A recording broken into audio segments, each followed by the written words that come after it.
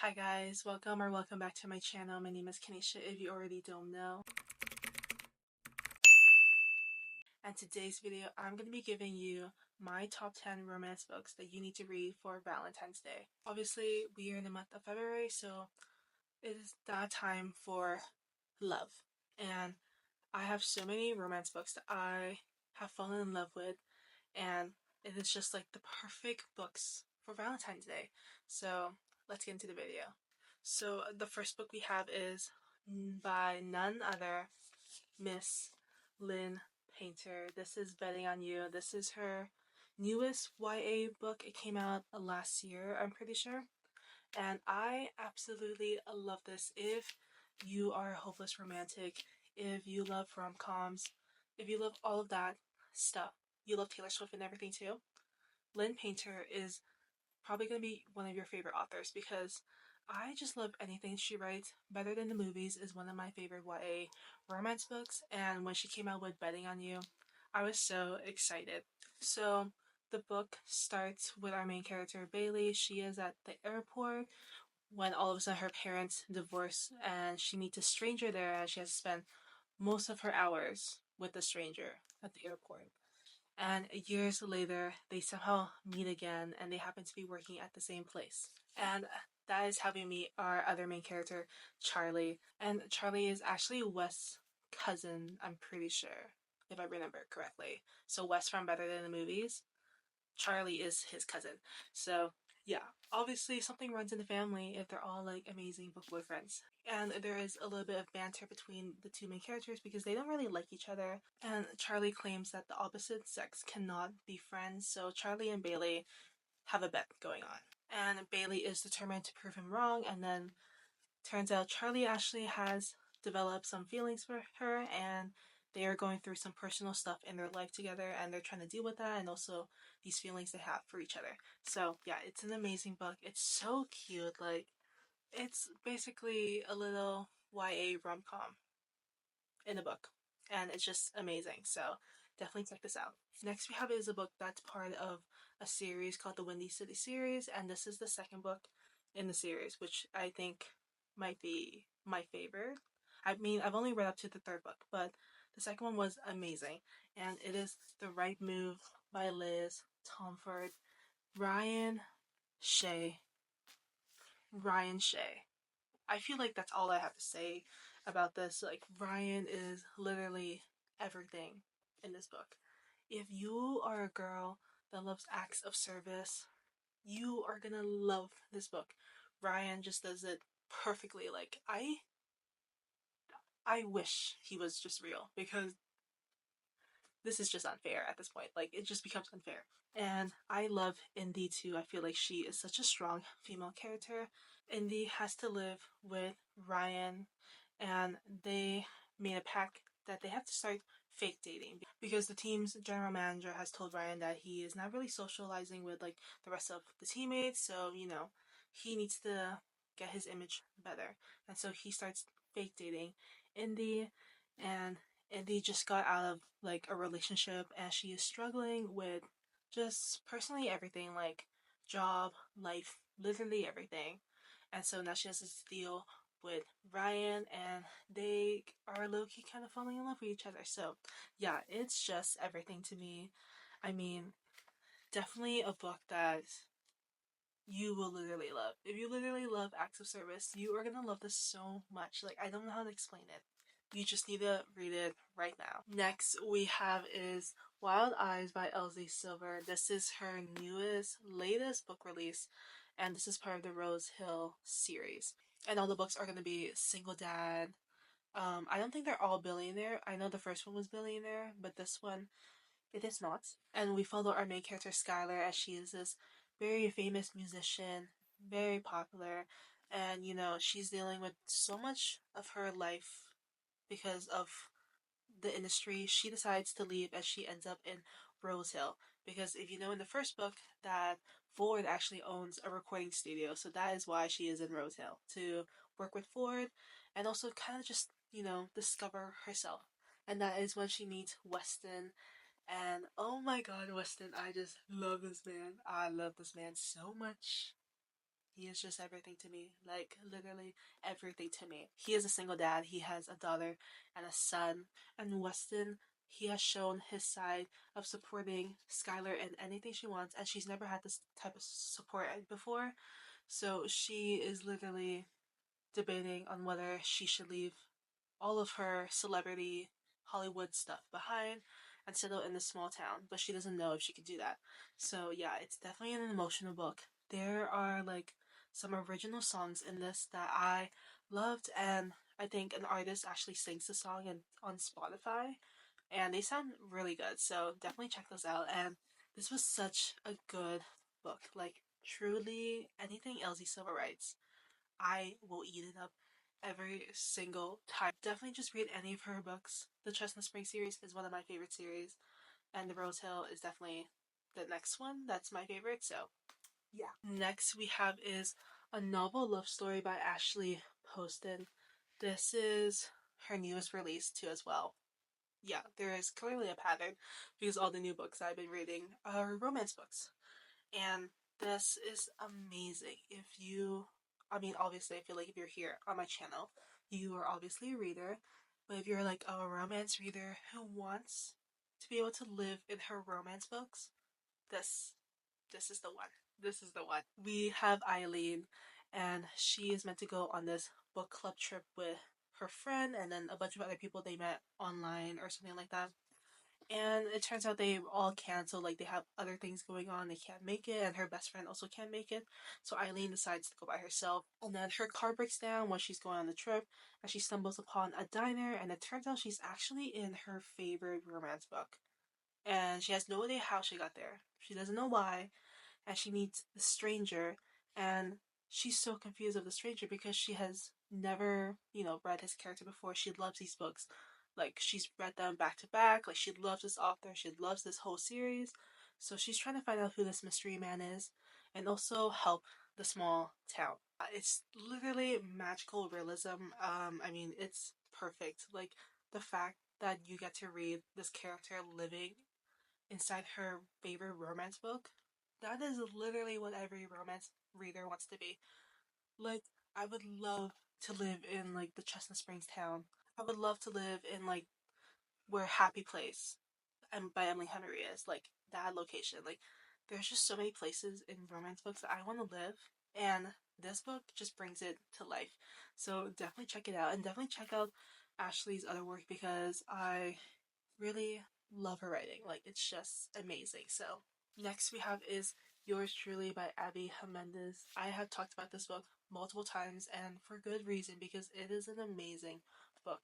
Not only does this book obviously is a romance book, but it deals with such like real things, especially mental health, because our main character Jacob, he deals with anxiety, and oh my god, I've never really connected too much with like a male main character in a romance book, like until I met Jacob. It just makes sense because oh my god, Brianna and Jacob are just everything to me. This book is amazing. Brianna, she recently got divorced and she is this doctor at this hospital, and Jacob is a new doctor that comes, and they don't really have the best first impression of each other. But it turns out, Jacob is actually dealing with very personal stuff, and also Brianna's dealing with personal stuff, and they realize they actually might have something in common. And Jacob literally does the cutest thing ever is by sending her a handwritten letter, like basically apologizing. And I'm like, can we normalize handwritten letters again? I just want that. I just want that so badly. And Brianna, she didn't really like him at first, and then after the letter, they realize they actually have stuff in common. They're eating lunch together, they're exchanging letters, and Jacob is about to give her the best gift he probably could give to someone. I'm not gonna say it, even though it is kind of in the back of this, it's in the synopsis. I'm just not gonna say it because I want you to read it. Just don't read the synopsis, just read it, and you are just gonna love everything about Brianna and Jacob. Like, they are perfect. The quotes in this book are amazing. Like this one, we're all a little broken, Brianna. We're in Moscow. We're made up of all those we met and all the things we've been through. There are parts of us that are colorful and dark and jagged and beautiful, and I love every piece of you, even the ones you wish didn't exist. Yeah. Yeah. Read this now. Just read it. You can even stop this video and go read it because, I won't even be mad. But yeah, literally amazing. Next one is Love of My Afterlife by Christy Greenwood. I don't think this is her debut novel, but this is one of her new releases. And I was not expecting to really like this, but I actually really, really loved how like the plot goes and the storyline because basically Delphine, our main character, she dies. She dies. And then she is in this afterlife office, kind of like The Good Place. Like it reminds me of The Good Place if you watch that TV show. She actually meets the love of her life, so meaning the one in the afterlife office.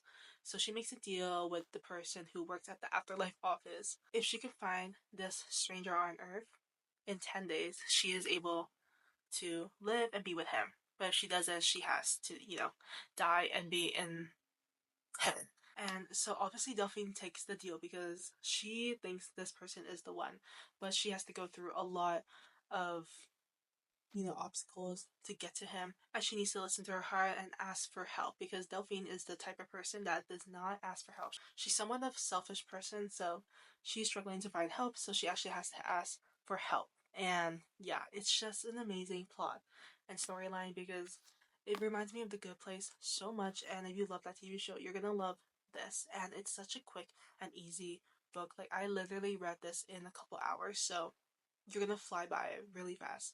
And yeah, definitely recommend. I feel like this is such an underrated book. Next we have is Love in Other Words by Christina Lauren. I mean, I feel like everyone has talked about this book.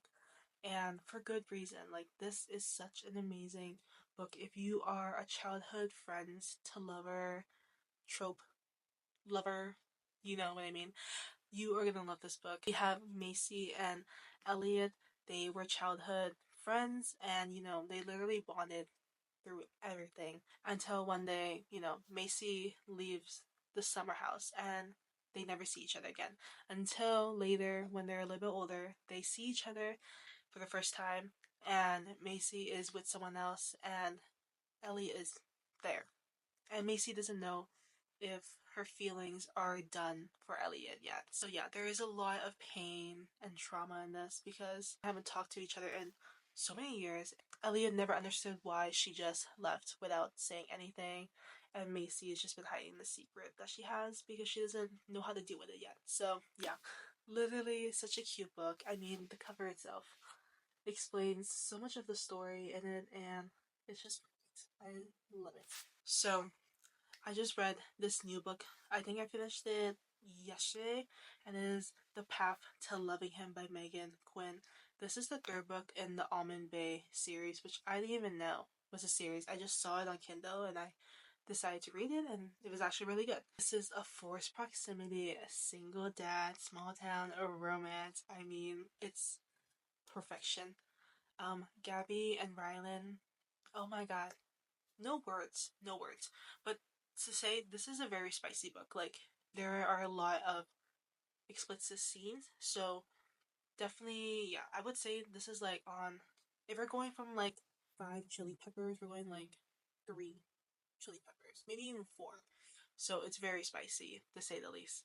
But basically, Gabby is in this small town, Almond Bay, for an interview because she needs a job because she just cannot find one. And she is at the bar because the person who was supposed to interview her didn't show up. And it turns out it was actually supposed to be Rylan. And Rylan is at the bar now because he is technically a single dad because his sister had died and his sister had a daughter, so he is now taking care of his niece. And he is at the bar because his friend is telling him, you need to, do it with someone for like one night. Like, you just need to do it, take your mind off and everything. And so Rylan meets Gabby, and Gabby knows Rylan from many years ago because Rylan used to coach her brother Bennett in baseball, but he doesn't remember Gabby. And so Gabby takes advantage of this and they have a one night stand. And then it turns out Gabby is actually going to be the assistant coach for Rylan. and now they have to kind of figure that out. And they're also going through very personal stuff together because Rylan, he has to take care of his niece and he feels like he's not doing his best. And Gabby also feels like she's struggling because everything that happened in her past, she feels like she's not enough for anyone. And so, yeah, it's such a cute book. I really loved it, and it's a newer release too as well. So definitely check it out. I mean, it was so cute. Like they had so many cute moments, and I loved it. And next we have is Practice Makes Perfect by Sarah Adams. This is the second book in When in Rome series, and this was such a cute, just a cute little rom-com book. Oh my god. It is like a small town, good girl meets bad boy in this just like wonderful world. So Annie really wants to meet the one, but she feels like she hasn't had enough practice. And, she doesn't really know what she really likes yet. So she makes a deal with Will Griffin. And Will Griffin is a bodyguard for Amelia Rose, which I think that is the first book in the series. I haven't read that one yet, so I don't know if that's true. Um, yeah, I don't know if that's true. But he's basically a bodyguard for Amelia Rose. And, you know, Will kind of has like a bad boy image because, he has tattoos. He's like not really well known in this small town, and Annie is like literally the person who is like everyone in that town knows who she is. So now Will is attached to Annie because he, is there to help her find the love of her life. But, there might be some feelings that they have for each other down the road, and Annie and Will have no idea what to do. Annie kind of realizes maybe her dream guy is the person that she's looking at right now. So, yeah, it is so cute. Like, Miss Annie, she owns like a flower shop and everything. Like, it's really like that good girl type of vibes, and bodyguard with like all the tattoos and everything. So yeah, it's amazing. Definitely check it out. And I know the third book in When in Rome series just came out too, so I definitely will be reading that, and hopefully it's amazing. And the last book for this video, it is Marriage for One by Ella Macy. I think that's how you say her last name. And I read this book so long ago, and I think it's one of the first books that I read for Marriage of Convenience. So yeah, definitely a throwback, and it's still one of my favorites. Like Jack and Rose, first of all, the names, obviously Titanic. I mean, obviously it's a marriage for convenience, so there's not too much to say about it, but just know Jack is perfect. Jack is literally everything. Oh my god, the little things that he does for Rose is just perfect. And, when they first start their relationship is very bumpy because the first time they met, the deal for marriage was already in works. So they really known each other just from like that tiny little meet in the office, and that's about it. And now they have to get married. And so it turns out, Rose doesn't really like him at first. Jack doesn't really like her at first. And then slowly, as time goes on, they might find themselves in a really good relationship. I don't have too much to say about it just because I feel like it's very obvious that it's a marriage of convenience book. Like that's really all you have to know about it. And yeah. But that is the end of the video, guys. I hope you guys enjoyed, and I hope you read these 10 books that I've talked about in this video. And if you do, let me know, and let me know what your thoughts are. And I will see you guys next time. Bye.